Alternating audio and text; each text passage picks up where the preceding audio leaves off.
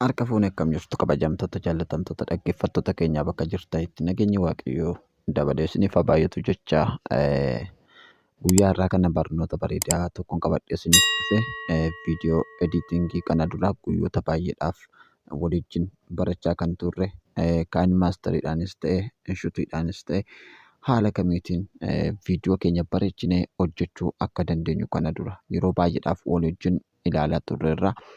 Tole egaa yeroo ammaa kana yuutuubii irratti viidiyoo hojjechuudhaa fi dirqama ediitingii ni barbaachisaa jechuudha.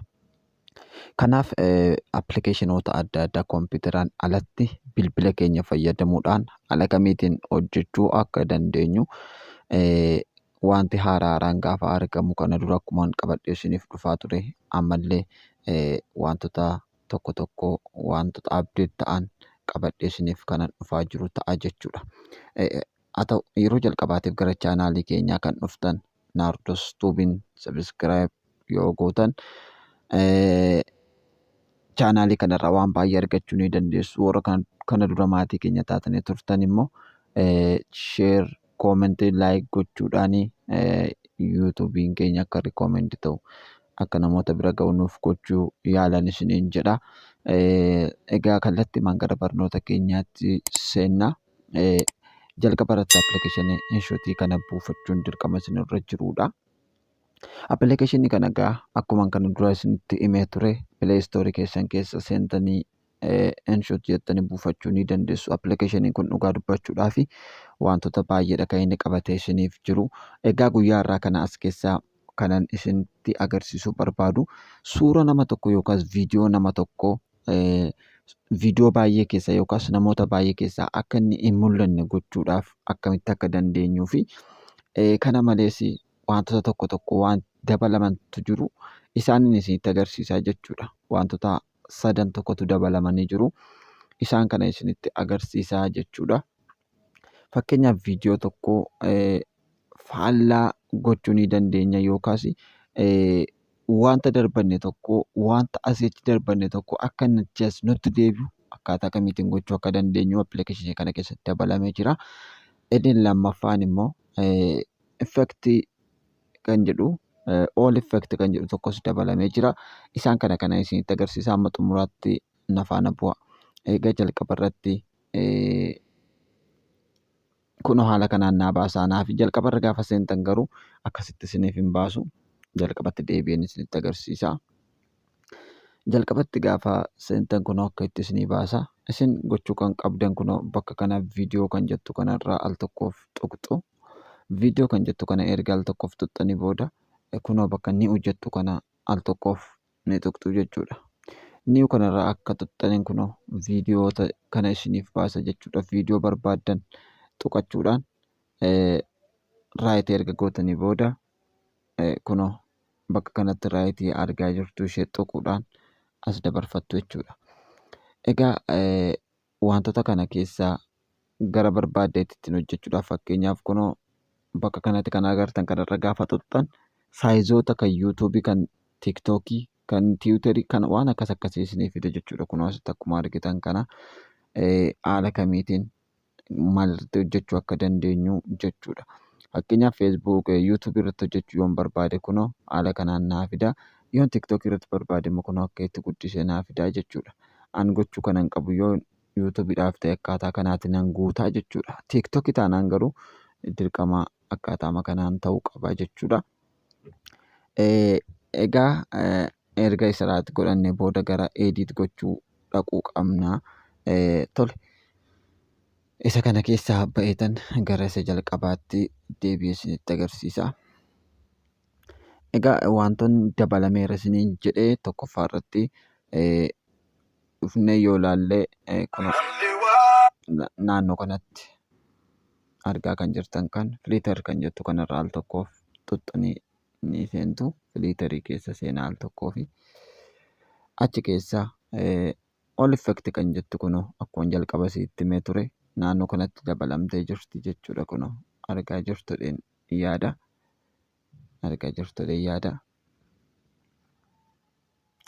Ergasii booda ishee irra al tokkoof ni tuqxu. All effect kanarra al tokkoof ni tuqxu jechuudha. Kunoo ishee kanaa jechuudha. Inna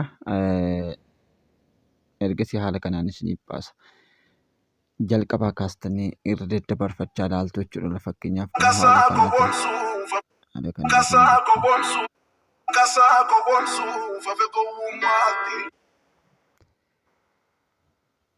Kan biraan kana akkaataa kanaatiin guddistanii duubatti deddeebisuu ni dandeessu. Inni kan biraan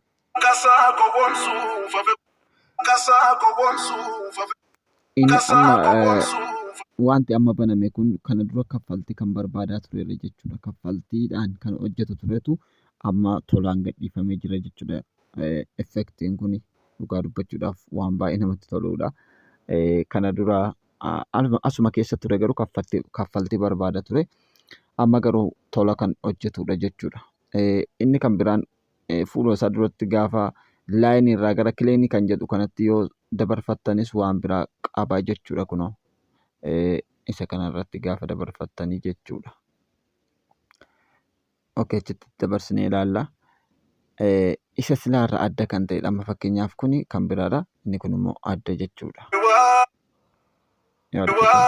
Haala kanaatiin jechuudha. Inni kan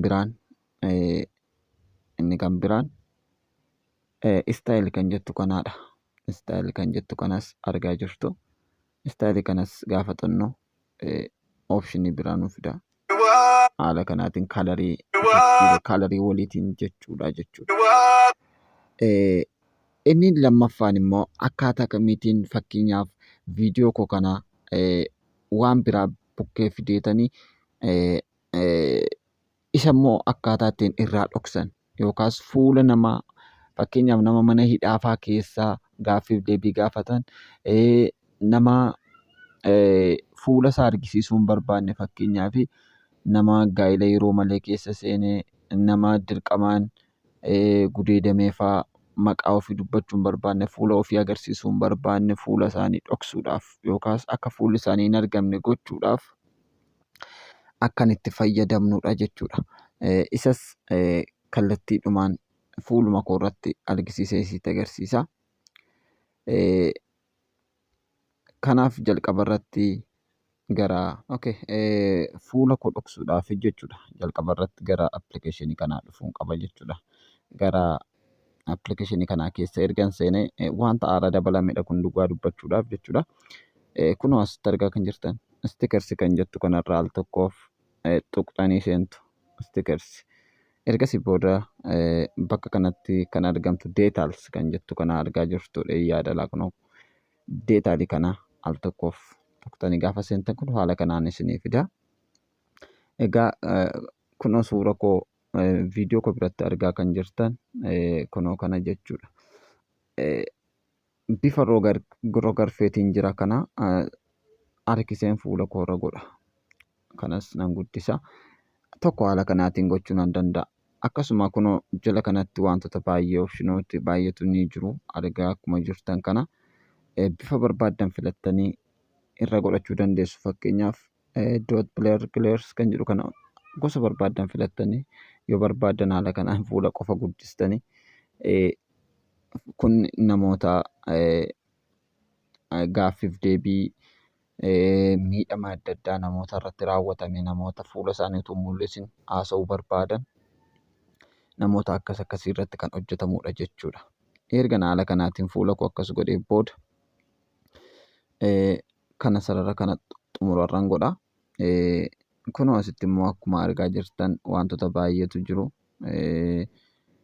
Fakkeenyaaf bifa ootiin bifa libbiitiin haala kanaatiin bifa barbaade filadheetan kunoo haala kanaatiin fuula koo irra godhaa jechuudha.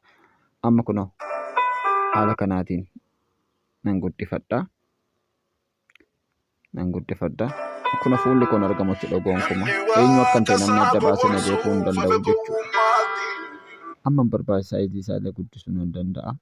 2-3 illee gochuu nan danda'a jechuudha. Namni 2-3 yoo ta'e kanuma dibilikeet gochuu nan danda'a fakkeenyaaf yookaan koppii gochuu nan danda'a. Koppii godheera amma kunoo namni 2 yoo ta'e kunoo naannoo kanallee godhee isas dhasuu nan danda'a. Ammas koppii godhee itti dabaluu nan danda'a jechuudha. Egaa isa kana bira darbee wanta kan biraa kanan isinitti agarsiisu waan haaraa dabalame keessaa jechuudha. Animation kan jettu kana biraa dhufnee ilaalla. Kunoo isa kana jechuudha. Inni kunis wanta haaraa waan baay'ee namatti toludha.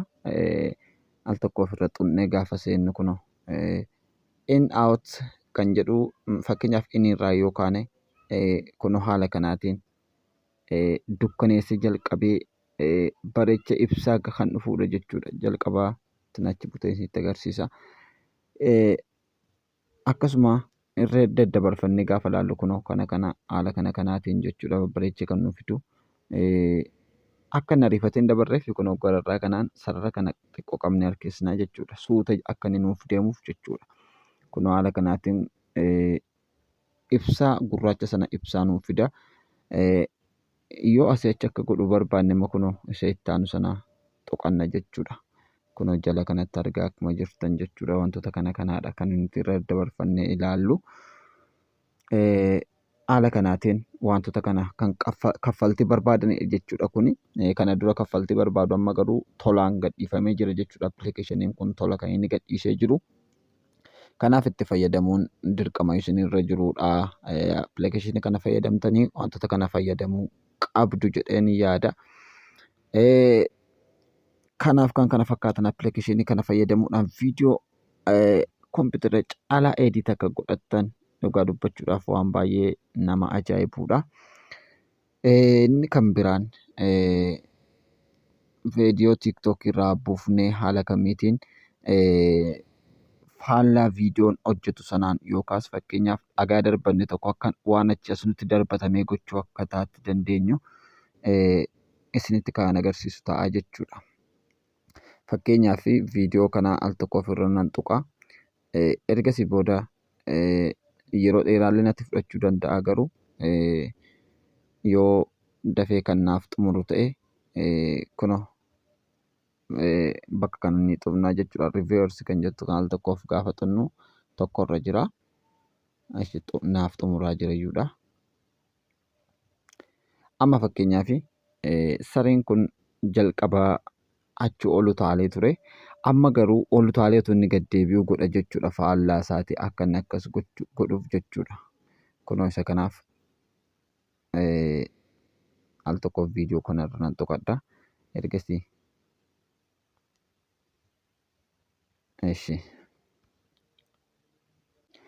kunoo haala kanaatiin faallaa ta'a jechuudha.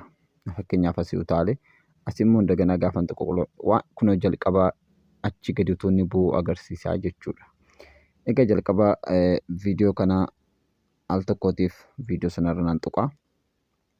Ergasii booda as dudduubatti deebi'an xiqqoo ishee speed kan jettu kanarra nan tuqa. Ergasii gara dudduubaatti 50 nan godha. Fakkeenyaaf akkuma agartan suuta jedhee gaafan haala kana yookiin immoo tokkorrallee yoon godhe jechuudha. Akkaataatti sareen sun lafaa itti ka'u ilaaluu nan danda'a jechuudha. Yookaas taate achitti ta'e sareen sun maal akka harka barbaade fakkeenyaaf kunoo viidiyoo kana isa jalqabaatti yoon dabarsuu barbaade haala kanaatiin eessatti speed gochuu akkan barbaadu kunoo asitti daddabarfachuudhaan TikTok irraa viidiyoo adda addaa buufnee viidiyoo nama hawwatan hojjechuu haala salphaatiin akka itti dandeenyu jechuudha. Kanaaf haala kanaatiin qubarra oofne viidiyoo bareedaa ta'e hojjechuu ni dandeenya jechuudha. Egaa barnoonni har'aaf qabadhee isiniif dhufee barnoota kanaadha. Egaa ammas yeroo jalqabaatiif gara chaanaala keenyaa kan dhuftan chaanaalii keenya sabiskiraayib gochuu hin dagatinaa isiniin jedha. Warri sabiskiraayib gootan immoo laayik sheer gochuu hin dagatinaa. Egaa barnoota biraatiin haga walitti deebinutti nagaadhaan turaa.